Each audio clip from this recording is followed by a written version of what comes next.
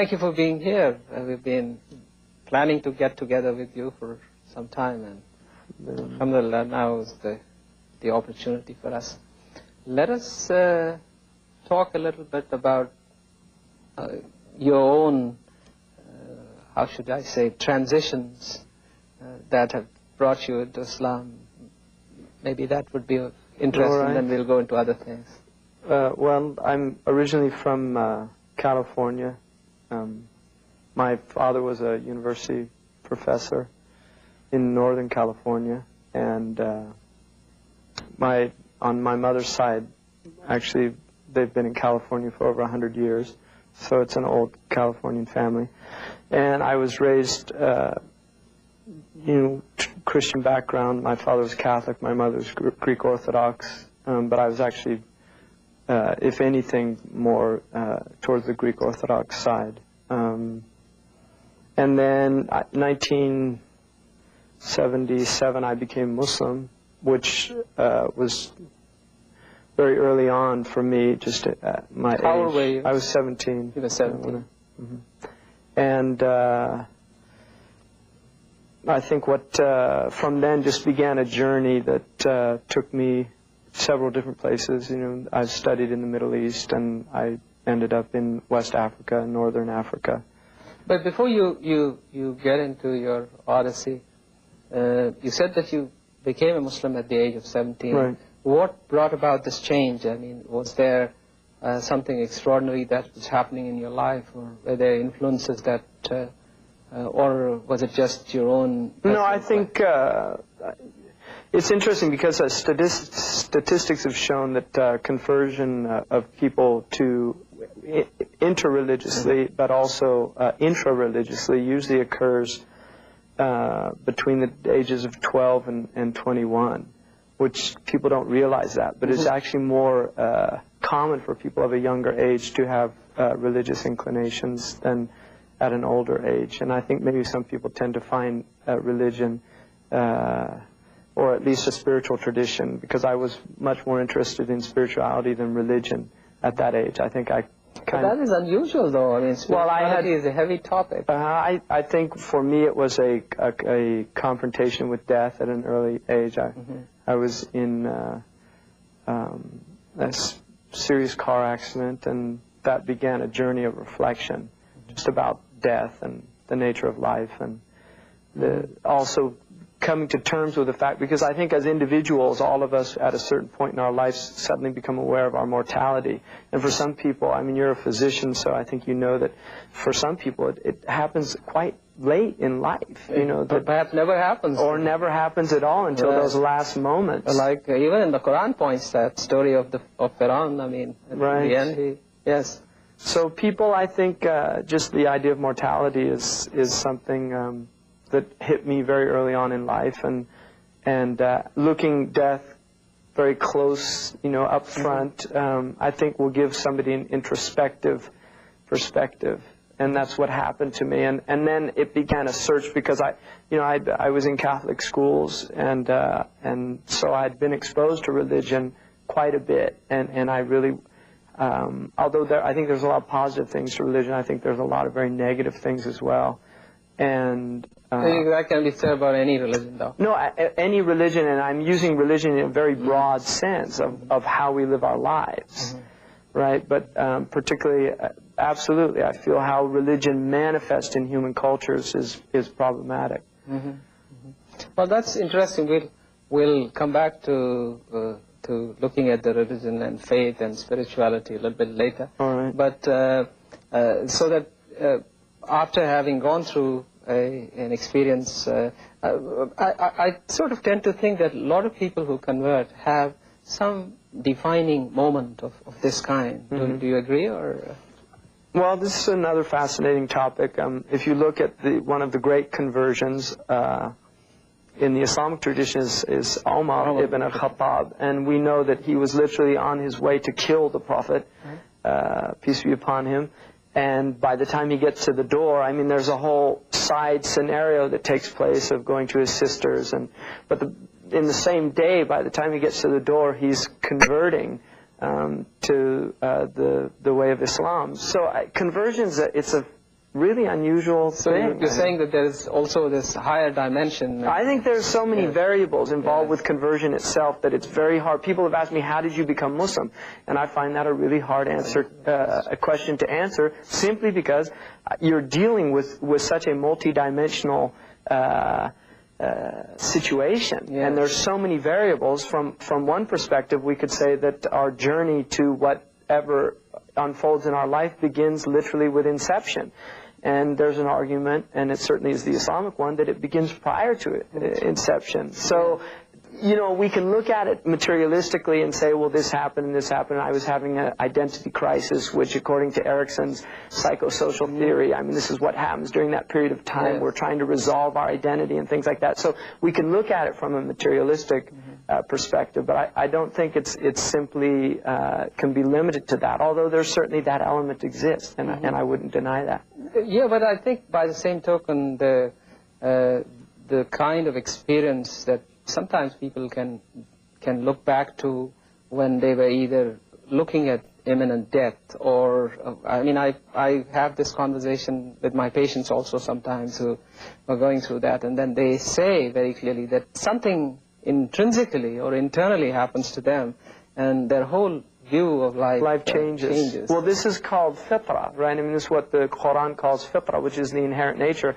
And I think what happens, which is fascinating, because my own time of working in critical care, which was for about 4 years, and dealing with patients, and I was in a cardiac unit, so I was dealing with people that were dealing with heart attacks. And it's fascinating to see a vista open up to people that are confronted with their mortality, and it can be closed very quickly.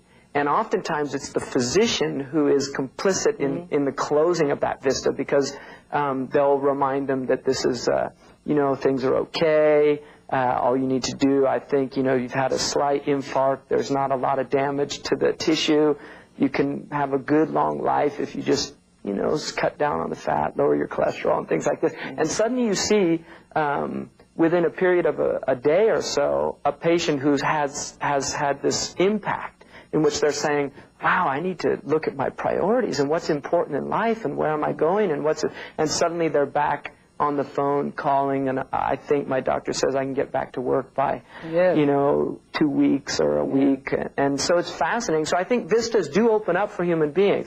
And I, at the age of 17, chose to you know, to enter into that vista and really to explore it to its fullest, and it ended up in my conversion to Islam. And I think that somebody would have very similar experience as I did, and they might look at and get interested at that vista, but turn and get on with life, and I didn't, and it's been a defining moment for me in my life and a turning point. But you said that you used that moment when the pathway opened to get into Islam. Well, why Islam, though? At that time, if you well, I think what happened to me is that I became interested in after death, in what happens after death, and I began to study various traditions, what they said, and I think I was already disappointed with the Christian tradition in many ways, and partly because of just history. I was just studying. I find, you know, European history is really embarrassing for European Americans. But I got interested in looking at after-death scenarios. And I think of all the traditions, because my background is also comparative religion and university background, which I went into later, obviously, because I did the nursing, and then I went into comparative religion. But if you look at comparative religion tradition, I think what you find is that really Islam has added more to the after-death scenario than any other tradition prior to it.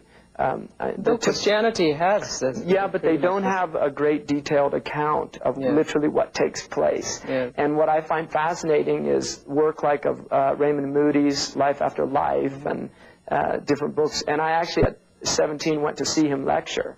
That's interesting. And I got interested in near-death experiences because that's really kind of what I had. And I find it fascinating that many of the experiences that people have are very similar to what has been defined by the Prophet Muhammad, peace be upon him, as what happens after death. And one of the signs of the latter days of the human experience, according to the Islamic tradition, is that people will be brought back from death. This is in the hadith literature or the traditions of the Prophet ﷺ. But actually, we will get towards the what Islam says in terms of hereafter, but I'm just keeping track of your story presently, and so that after this moment, or this defining moment, if I may put it, you looked at Islam because you were studying. I was just looking at various religions. I was looking at different traditions, and particularly with this after death. And, you know, Islam, it's changing now, but this is 1977, probably 76, 77, prior to the Iranian revolution and what was happening then. And Islam is just, you know, it's the last place people look in the United States, traditionally. Were you up in San Francisco? I mean, you'd look at Hinduism, Buddhism, probably Shintoism or Taoism before somebody think about looking at Islam. You know, because there's just such a negative stereotypical image of Islam and the Muslims. And it's also, there's this incredibly anti-intellectual backlash. That I mean, Islam is what one of my father's friends, who was a lawyer, educated person in this country, they were just in conversation, mentioned that Islam was an idiot's religion. And my father said, well, you know, my son's a Muslim actually, and I don't think he's an idiot. Well, that's interesting. But you see, you brought up another topic which needs some reflection here, and that is that you said the impression of Islam compared to other religions is so terribly negative. Of course, there is a reason for it, and I don't know. It's historical, and there's a lot of reasons for it, and certainly the historical tension that existed between Christianity and Islam for centuries. I mean, Gibbon, who penned the Decline and Fall of the Roman Empire, said that the debate, he termed the war between Christianity and Islam as the Great Debate. Right. And so that Europe has always felt the pressure of Islam at its borders, and has had several wars with the Muslims over the centuries. Right. But I think that that what's happened in the West is that religion in general has a negative. It has a negative perception, and part of it is you know, the Enlightenment period of recognizing that religion by and large is fairy tales. I mean, this is something, and this is what a lot of modern research has clearly shown, that we're dealing with mythological conditions in which books were written, and pre-scientific, pre-rational, magical worldviews were presented. Yeah, but that's only one aspect of it. I mean, one can look at that argument and say, well, yes, it's a strong argument, though. It is. It is partly there. But I don't think that one can dismiss the entire, you know, substance of any faith by saying that this is what a lot of scientists do. A lot of modern people do. I mean, I think that's one of the refreshing things about Islam, is that Islam it's really kind of freed religion from a lot of pre-Enlightenment thinking. I mean, Islam to me is in many ways it's radically postmodern in its approach. Because, well, again, you use the expression postmodern, you're falling into a debate again of semantics, and whether that term which has been coined is valid in terms of applying to Islam. However, if you examine the polls that are generated, one of the recent polls that I saw was from Pew Foundation or what have you, and in that poll they said that 95% of the people in America believed in God, and a substantial number of them believed in religion. If you took those, well, this is fitrah. I mean, belief in God is an inherent part of the human creature. I mean, we're stuck with this, whether people like it or not. This is something fundamental to our being, is that from the time a child is little, it's looking for the cause of things. It's asking, why did that happen? What made that sound? What did this? I mean, this is something you see, search for cause. And ultimately, the great question is, how did we get here? What is all this stuff? I mean, where did this flesh and blood come from? Where did this incredible synergistic biological species come from? You know, where did this eye, who designed the eye? Because we obviously see the form and function of the eye very clearly, and it would indicate that there's some type of intelligence behind the thing. No, so I think people reject this statistical, billions of years of random cosmic. No, I think that whole theory that science has advanced, that given the right set of circumstances, the world can create itself, is by and large rejected on the basis of what you just said, either fitra or intuitively people rejecting this whole notion. So I think that is becoming more and more clear. But religion, the belief in religion, ultimately, to use the masses as some kind of justification for religion, I think is not really, most people don't know anything about their tradition. I would grant it that most Muslims don't know about their own tradition. And this is what I meant about Islam being radically postmodern, is in the sense that one of the things that Islam confronts you with is, why are you the way you are? I mean, you're just a product of the culture that you were born in. And this is something that I became aware of, at an early age, is the only reason I'm a Christian is because my parents are Christian.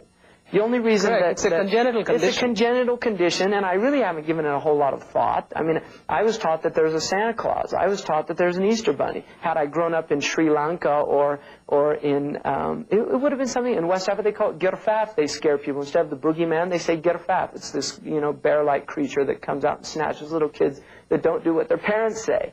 So, I mean, you're going to be defined by this cultural environment you're in, and this historical productivity, that we see that produces people and their worldviews, and is something that the Quran says, think about this. Yes, no, I think that... Should you just be following this thing just because your parents are doing it? No, I think that aspect of the spirit of rational inquiry that the Quran emphasizes to the nth degree, it's something which what I'm pointing out here, I think, is that it's looking at something, not just rational inquiry, it's looking at something really, really deep here, which is, who are you? Mm-hmm. How did your being get formulated to the point where you have all these ideas and opinions? I mean, have you really given these things a lot of thought? I mean, this is this is late 19th century, this is Nietzschean, this is late 19th century, early 20th century Heideggerian questioning about one's, Heidegger called it your throne-ness, right? But, I mean, it's fascinating. The Quran, Ibrahim, the prophet Abraham in the Quran, when he points out the stupidity of worshiping idols, and at one point they say to him, well, who broke the idols? And he said, the big one did it. And they said, the big one can't do anything. He said, well, then why are you worshiping them? That's they can't do anything. And then it says in the Quran a beautiful expression, raja'u, it says they return to themselves. Right. In other words, hey, he's got a point here. Mm-hmm. And suddenly this is the vista opening up. Yes. And they chose to not follow it. They said, this is what we found our fathers doing. Mm-hmm. And that is a radical...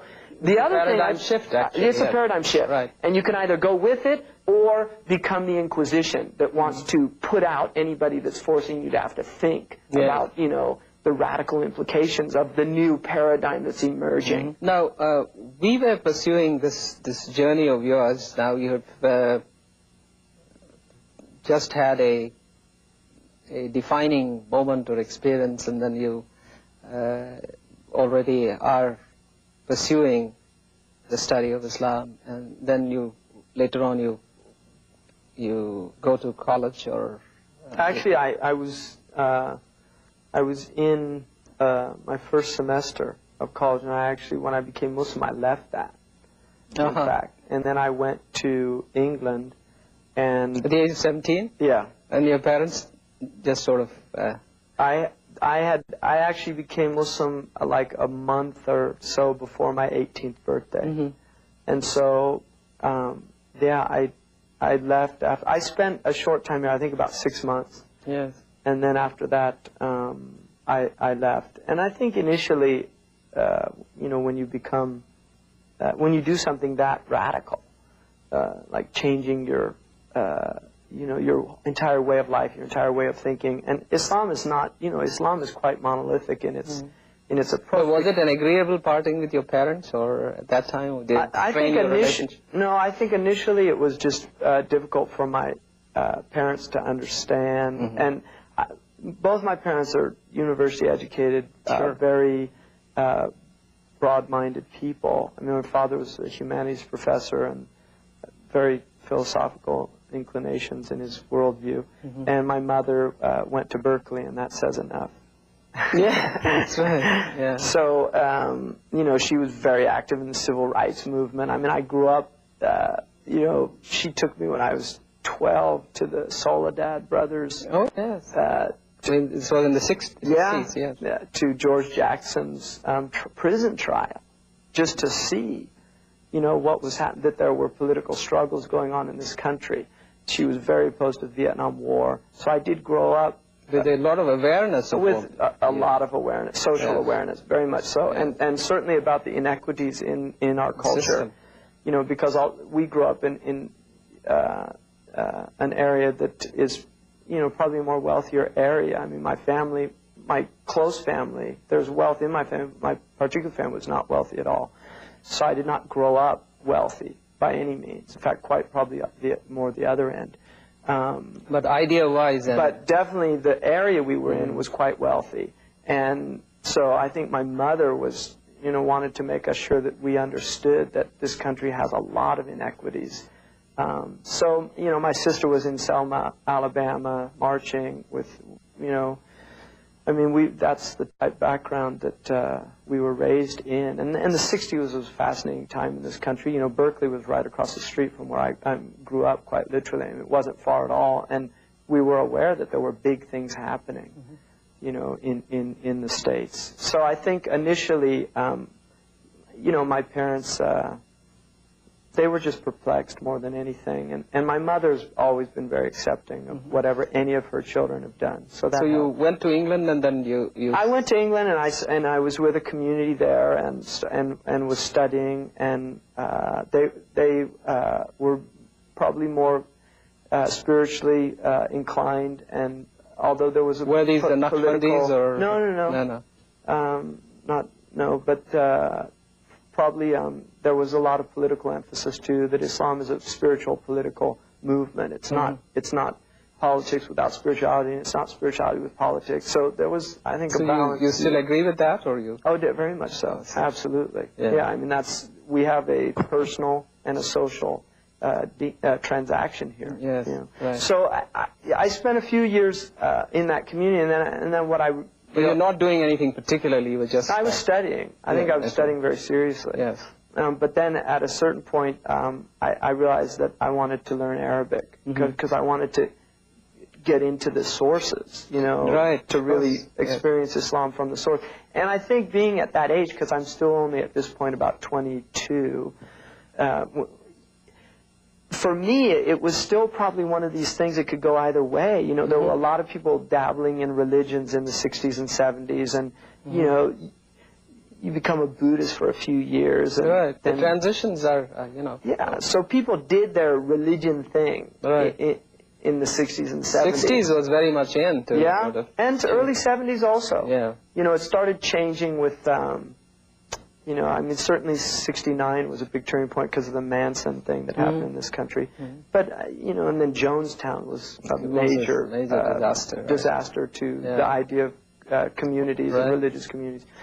So I think those things were going on, but I definitely wanted to study the tradition from the sources. And I got the opportunity from a sheikh who was from Sharjah, Sheikh Abdullah Ali Mahmoud, who was kind of a minister without portfolio. He was in England at that time. He was in England, and I met him, and I was just starting to learn Arabic.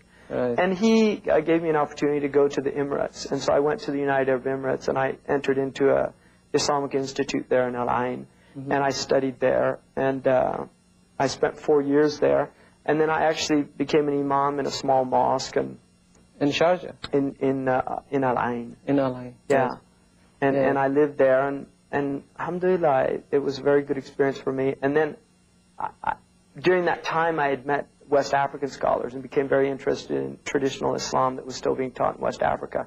And I started studying with them personally. And I had one of them actually ended up living with me in the apartment that I was living at. And teaching me personally. So I learned a lot during that period. And then I decided to actually go to... West Africa. Yeah, West Africa. And that began a whole another journey. So there you spent quite a bit of time, as I understand. Yeah, I was overseas almost 10 years. Yeah. And there again, you were just learning or teaching, or? No, I was pretty much committed just to learning, and I was a mu'adhin where was this? At one mosque in Al Ain. Yes. Because I didn't want to live anymore in the institute's dorm, because they were very young. I don't think a lot of them were as serious as I was, and you know, they were just young high school students, and I was a little older. And I think I was probably more serious about what I was doing. Not all of them. I mean, certainly there were some very good people, but I didn't like the environment. So I asked somebody who was at the Ministry of Endowments, Religious Endowments, if they could work out a situation where I could be a mu'adhin and just live in, because the mosques have in those countries, they have living quarters next to them for the mu'adhin and for the imam. So I didn't take money for the work that I was doing. I had a stipend from this institute, not very much, but it was enough to get by. Yeah, and so they let me do that. I was a mu'adhin, and I lived in the mosque. And then I became, after a year of doing that, I learned not very much, but I learned, the last portions of the Quran quite well, and could write them, recite them well. So they let me become an imam in another mosque that was near there. Yeah. And people were very generous to me. That they used to bring me food and things like that. But you were now, going through several different cultures all of a sudden within a short period of time, in about 5-10 years. Yeah. And here you were up in Northern California, having exposure to Berkeley and all the things that you alluded to. Going to England, where different culture, practically, I mean, although it's Western culture, but then you were interacting with different people.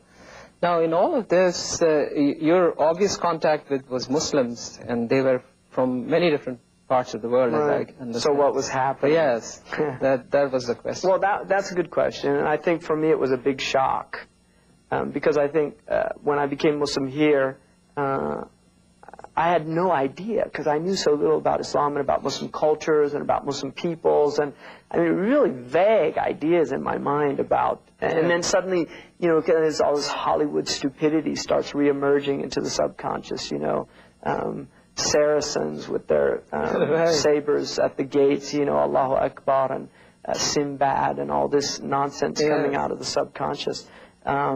So, yeah, that thrust me on just having a look at a whole. And that was a big shock for me, realizing, first of all... Did it make you sort of doubt your sanity about, or your validity of going into Islam at that point? The reason I ask that is... No, that's a good question, because I think there was a period early on in which I did start questioning that. Have I done the right thing? Is this really... And I think that is part of what really... inspired me to want to study the teaching deeply. That's interesting. Just to find out,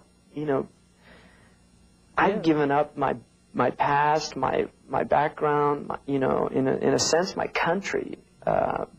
It was a very alienating experience. And now I'm kind of wondering, looking around at the Muslims and the prospects of, of the Muslims, it was kind of discouraging. And so, I think that's a good question, because I think I did have that period. And it's hard, we have this fascinating self-delusional states in which we try to remember what actually happened, and we often create, inventing memory is a fascinating thing, because I've tried to do this, repiece. Did this really happen, or did, and in many ways, I mean, I think this whole idea of past lives is just our own lives. It's not about living, I mean, how many lives have you had? Have you thought about that? It's fascinating. I'm still thinking about it. Exactly. You think the time when you're a student, wow, that was a past life for me. My pre-Islamic life was a past life for me. My childhood was a past life. So I think reincarnation is just... It happens in our own lifetime, No, actually, the reason I asked also this question is that I've sat across with different people who have converted, and when I've asked them after conversion whether they relented at any point, whether they had any doubts, it's always that they say that it happened when they suddenly met a whole lot of Muslims, and with their diversity and complexity and their attitudes and the whole interaction, to some of them was very negative. And they said, well, we were really, really closed off. And well, I've always had mixed, I think, you know, on the one hand, yeah, there's massive negativity. On the other hand, there's all these things that we in the West have lost, that the Muslims still have considerable amounts of community. You know, family is still very strong. Also just social relations. I mean, for instance, you know, you and I have not known each other a great deal of time, and yet, you know, already bonds are formed very quickly amongst the Muslims that don't happen amongst people in the West very often. It's quite rare, and yet it's quite common in the Muslim world. So I think that... So you think that then Islam is the sort of leveling factor here, which reduces these barriers amongst Muslims? That's a good question.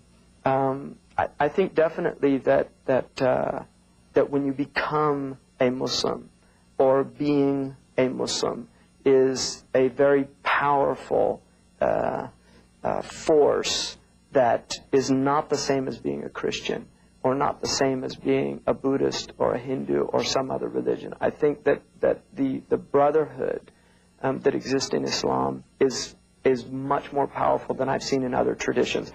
And that is not to deny that there are communities of Christians that don't have deep brotherhood, but I'm talking about this universal, more global outlook. I think the Amish, for instance, probably have much better community than you'll find almost anywhere in the Muslim world. A much better support group, and much more of a network. Absolutely. Right. I mean, you might find in the Swat Valley in Pakistan, or the Hunzas, or you know, or in the Caucasus Mountains or somewhere. But you know, community is a disappearing phenomenon. I mean, some people consider it irrelevant in the informational period, that it was necessary in agricultural societies where you need people to stick together and help each other. But when you have these massive megalithic cities in which you've got this state apparatus, but the state apparatus is falling apart. Yes, of course. I mean, and now there's this whole modern, you know, communitarianism, they call it, which is an attempt at reestablishing communities even within inner cities. There's a new book, Bowling Alone. You read that? I haven't seen it. That's by a guy from the East Coast, Putman, who's postulating this whole thing that America is now becoming very different from what it used to be, where there were bowling clubs and you would go bowling and there would be opportunity for bonding. I actually did read an article bonding about and that. all of that. So anyway, going back again, the reason I asked about Islam as a leveling you know what hit me and probably what silenced me is the word leveling. Yeah. Because this, you know, Kierkegaard's, one of his ideas about the nihilistic age that we're in is that it levels everything. Yeah, no. And he used it as a very negative right, term. No, not quite so when in you that use sense. that word, it kind of silenced me. I don't know if that was the appropriate word. May not be. I think equalizing would be a better word, I think, because I think, no, the reason I asked also was Malcolm had that same experience when, I mean, when he went what really what really sort of... Well, Hajj is a definitely leveling experience. Yeah, but still, he as much as there was that spiritual bonding which occurs in Hajj and all of that, but to see the humanity interacting with yourself at that level of equality was, I thought, what... well, this is one of the fascinating, again, you know, one of the conditions that we're finding ourselves in is that provincialism is increasingly becoming detrimental to the human condition, because massive groups of peoples of different backgrounds and cultures are thrust together in mega cities like Los Angeles and Burbank and these places, and suddenly it's, you know, you've got a Korean for a neighbor, or you've got a Vietnamese for a neighbor, and your son might have been in Vietnam. And suddenly it's having to deal with human beings that are very different from yourself. And I think that's one of the things that Islam does to us, is that it forces us to deal with otherness in a way that is not alienating, but is in fact bonding. And what you know, the otherness of color, of language, is broken down by the sameness of belief that transcends whatever differences that people do have at these exterior levels, that ultimately our basic impulses are pretty fundamental. I mean, we're dealing with people that want the best for their family. Yes. This is a universal human situation. We're dealing with people that want to live harmoniously, that don't want to be violated or violate others. I mean, I think the vast majority of human beings share some pretty fundamental, basic virtues. And all religions have the same core values, more or less, to that extent. It's just how do we achieve them? Absolutely. This is the crisis. I mean, we can all agree, yeah, let's all be human. Right? Yes, but how do you do that? How do we become human? Yes. And this is where the whole issue becomes problematic, and I think this is where Islam's agenda for humanizing people is so radical. Well, I don't know whether you would call it agenda. It's a process, I think.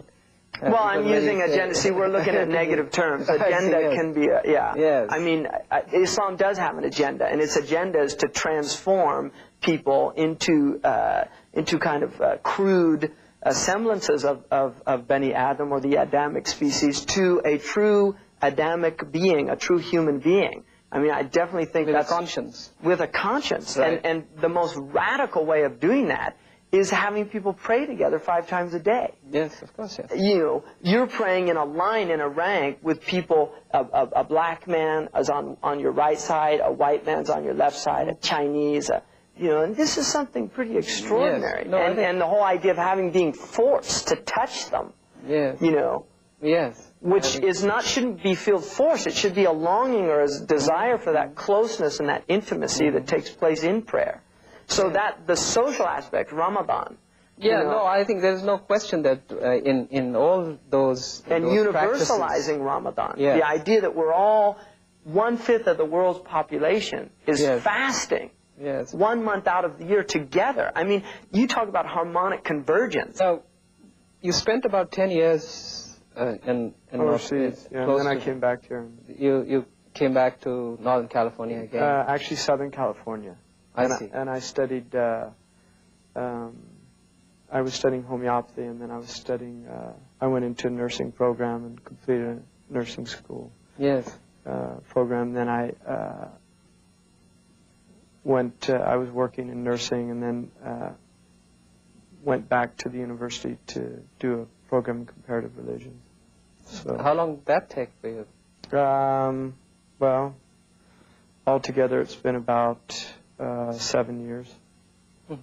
So you finished that? Yeah, I'm actually now going to probably, hopefully next year, be doing some graduate work.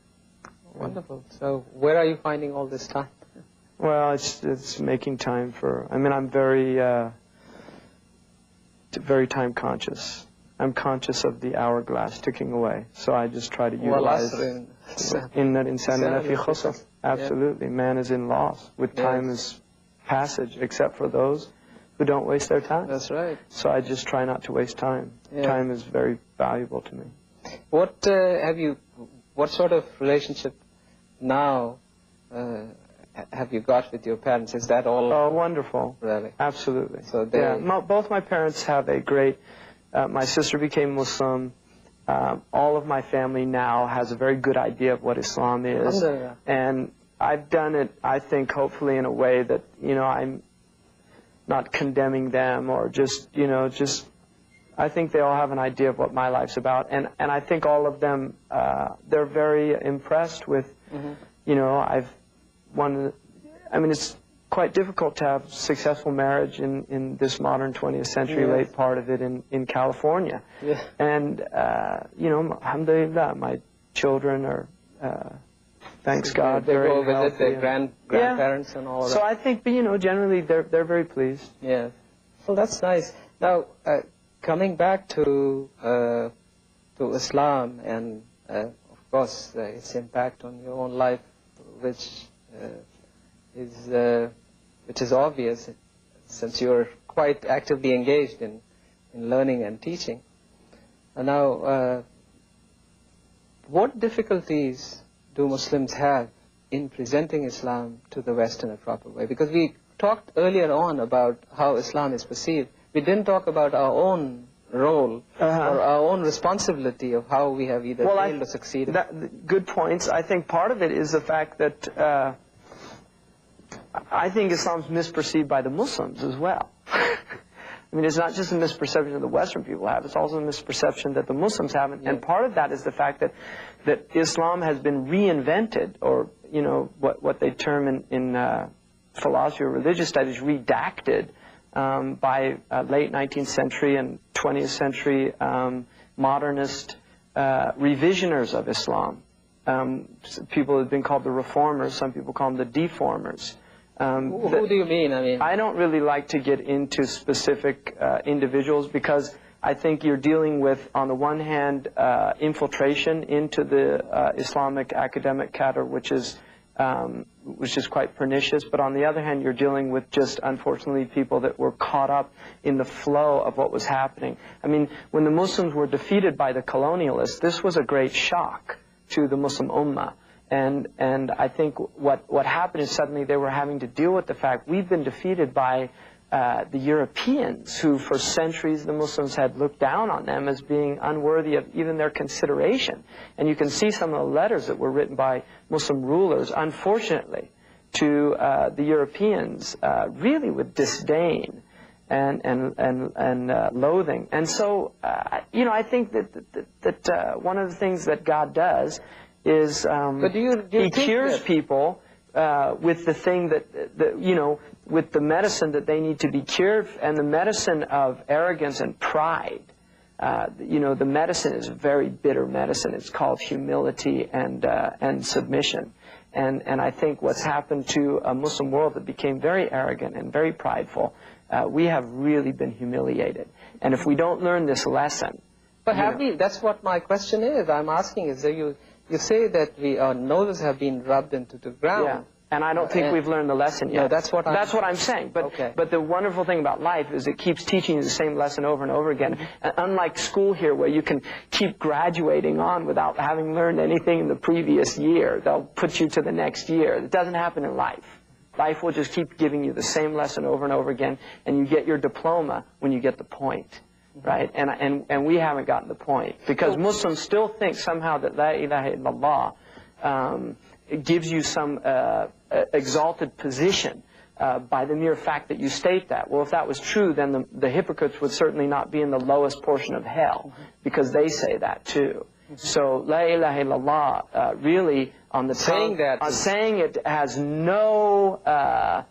you know, no meaning unless it's emanating from the heart. Doesn't get you any bonuses. And if it emanates from the heart, it manifests on the limbs. And if it manifests on the limbs, you have a human being that's called a Muslim. And if it's not, you have somebody that the Quran clearly defines as a hypocrite, a munafiq. Somebody that, in fact, the way the Quran articulates is يُخَادِعُونَ اللَّهَ وَالَّذِينَ آمَنُوا وَمَا يَخْدَعُونَ إِلَّا أَنفُسُهُم. They attempt, and it's mukhada'a in the Arabic language is an attempt. They attempt to fool Allah and those who believe, and they only succeed in fooling themselves. And there's another version, which is the Warsh version, which says, وَمَا يُخَادِعُونَ إِلَّا أَنفُسُهُم, and they only attempt to fool themselves. In other words, the self-delusion ultimately, yeah, you can be self-deluded, but ultimately you know in reality what the truth is. So then, you know, to summarize that, what we are saying here then is that the prevailing attitudes within the Muslim community is that they haven't really come to grips with the humiliating defeat, and therefore they will continue to... And this is why we go around Christian bashing, which is a very common Muslim activity, you know, to feel good about ourselves, to point out how horrific the Christians are. Why isn't that there is a change? I mean, what is happening though? What do you think? Let's examine that. Why isn't there a change? Why aren't we looking? Well, they say the best definition of madness. Do we have the Rishava or? They say the best definition of madness is to do the same thing over and over again and expect different results. Yeah. So I think, in one sense, we've been afflicted with a type of madness, and unfortunately, post-traumatic stress syndrome is, it has deep repercussions. And I think the Muslim Ummah as a body is suffering from post-traumatic stress syndrome. Yeah, but then what are the remedies? Where is the CPR? I mean, we're now talking about... where is the CPR? Well, you need doctors and nurses for that. And this is a good point, because I think part of our struggle is the fact that we do not have any more institutions that are producing human beings of a brilliant intellectual caliber and a spiritual depth that can not only diagnose but also treat the patient.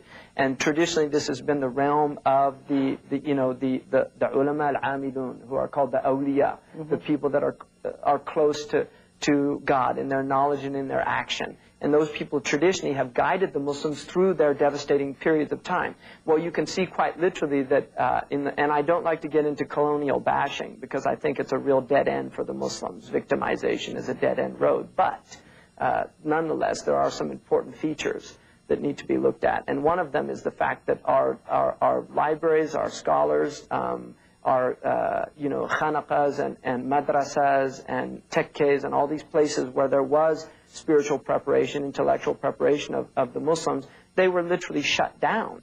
And not only that, but the governments that were created, and Social Reform in Syria is a good book to look at, talks about this. The governments that were created by the colonialists, and this is the fifth column, which ultimately I've never seen historically, and historians would obviously verify this or negate it, but I personally have not seen historically where there was a conquering of a people without that fifth column element. And this is why the Quran says, "Hum al-adu fahdharhum qatarhum Allah," that the hypocrites, they are the true enemy, and may Allah destroy them. Because these are the people that have been complicit with the colonial enterprise and the neo-colonial, and we can almost say, why say neo-colonial? Because as far as I'm concerned, colonialism's never ended.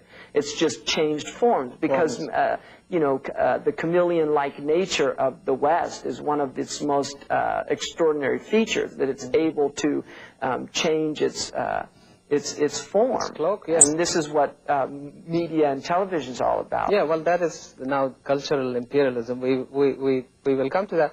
But then what you're again pointing out is that we are indeed in a double jeopardy, if I might put it that way. One is that we feel that there is a conspiracy that the West has on one hand. On the other hand, we do not seem to acknowledge that we are no more the power, and we are nothing in terms of amounting to anything in the scheme of things.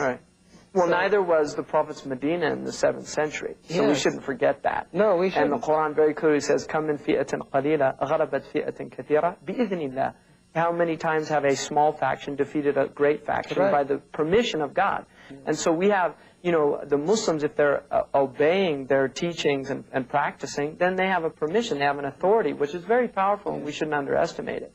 But I think it's, it's a good point that if you look, why isn't anything happening? And I think part of it is the fact that if you look at the disease, what I feel the greatest articulation of it from the Islamic perspective is the word itself, which is used to designate everything that is against Islam, and that is jahiliyyah. And jahiliyyah is a word that in its root meaning means ignorance. And this is the whole argument of Islam, that you reject the truth out of ignorance, that you only do things that are bad out of ignorance. And this is Socratic teaching as well. I mean, even the Europeans have this idea that people don't do bad things if they really knew what they were doing. And this is part of what Islam does, or what God does through Islam, is literally to open the eyes of people, to let them see. I mean, one of my favorite things that's happened in recent popular culture is this Kathy Lee Gifford incident. And there was a wonderful picture of her in Newsweek that obviously got out of some television broadcasting, which is where she's got this horrified look, like, a shocked look when she finds out that she's been supporting child labor. This whole country is supporting child labor. The clothes we're wearing are supporting child labor. The tennis shoes that we jog in are supporting child labor. The soccer balls, the baseball bats that we hit our baseballs with. I mean, the whole thing is supporting child labor. Don't blame Kathy Gifford. Blame the whole country. You see, and this is what people don't want to deal with, is that, no, we have to look deeply at what's going on. Well, so then this, what you're saying that, I mean, the example that you've used is of, how should I say, of using people or of abusing people to create to support the consumerism or what have you. But getting away from the because that brings us to the issue of justice and economic justice and then the Quran. We'll get into that. But let us talk a little bit now of why is it that looking at all of the Muslim countries, 50 and odd, 55, 56, I don't know. Whatever the number is. They've grown in the last few years. There still isn't either an awareness, one, or acknowledgement, or formulation of some kind of vision or strategy. What is our worldview now? Well, this is part of the crisis again. Yes. I mean, we're an ummah in search of a worldview. One of the things that David Chittick, in his Vision of Islam, wonderful book, this is one of the things that he puts forward, is that the Muslims have lost sight of a Quranic worldview, you know, the Weltanschauung, of what, you know, it's not this, what Guy Eaton in the Islam and Destiny Man calls a Boy Scout religion. This is what we've been reduced to thinking that Islam is. It's going around doing good deeds. No, it has a way of viewing the world, a vision. And if you don't have the vision of Islam, no matter how sincere your efforts are, you're not going to be anything other than a glorified Mormon or a glorified, you know, Jehovah's Witness or somebody who's out, because they're doing good deeds. I mean, that doesn't, the moral element of Islam is not what makes us unique as a community, because every community has a moral element. No, it's the vision, it's what the tradition was called the aqidah. It was the understanding that Islam imparted to human beings, which enabled not only the morality to function, but also for there to be an absolute clarification of what exactly morality is. Because there's a great deal of confusion in our modern world. For instance... But there is confusion within the Muslims too. That's absolutely, because we don't have this thing anymore. No, so you're asking... Not only that, but the thing that is interesting now is that there are Muslims and there are pious Muslims. Wonderfully pious. Wonderfully pious. Absolutely. But then if you look at that, if you look at the whole world of Islam at presently, these Muslims who are pious, some of them, very few of them, are also actively engaged in a social emancipation. Right. Social justice. The rest of the world. Well, this is the separation of deen from millah. Because Islam has these two concepts. It has the personal, which is deen. This is our relationship with God. But it also has the millah, which is the collective group of what our goal is as a collective body. And the goal of the collective body is the establishment of social justice, right, which is called Sharia, the sacred law. Now, one of the things that you see... No, but I want you to answer also. This is important because we get back to this colonial idea. The Quran very clearly says, لَن تَرْضَ عَنْكَ الْيَهُودُ وَلَا نَصَارَ حَتَّى تَتَّبِعْ مِلَّتَهُمْ. The Jewish tradition and the Christian tradition, which is not religious, it's their social phenomenon, which I now think is Europe and America. This is the Judeo-Christian phenomenon. They will not be content until you follow their millah. Now, in the Quran, it does not say deen, which is their personal piety or their personal transactions with God. No, it says their millah, how they function as a collective body. Now, the dominant millah of our modernist condition is the consumer society. This is the idol of the age, consumption, that we were born to consume. Now, first of all, two interesting things to note. One is that consumer in Old English means the devil. And the Quran says, إِنَّ الْمُبَذِّرِينَ إِخْوَانَ الشَّيَاطِينَ. Those who are gratuitously extravagant are the companions or the brothers, the brethren of the Sayateen, the Shayateen, who are, you know, this perverse element in human society and in the human heart, which is calling people to lower functions. And so the idea of the consumption now is being presented to the world as salvation. As salvation. Right. That you will be happy through buying. That you will be happy if you will have all those goods that are going to make you happy. This is the constant message of the television, the constant message of media, the message of government. more. If Well, we can just make more schools, if we can just put more computers in the schools, if we can just have more prisons, there'll be less crime. So everything is more. That, unfortunately, is a part of capitalism. Well, yeah, at its last stages. But what Islam is saying is no. By having less, you have more.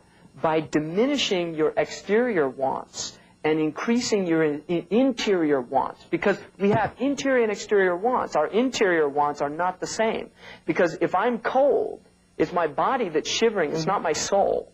And I can deal with that. I just put a blanket on and I can resolve that crisis. But if my soul is shivering, then what do I use to cover up that?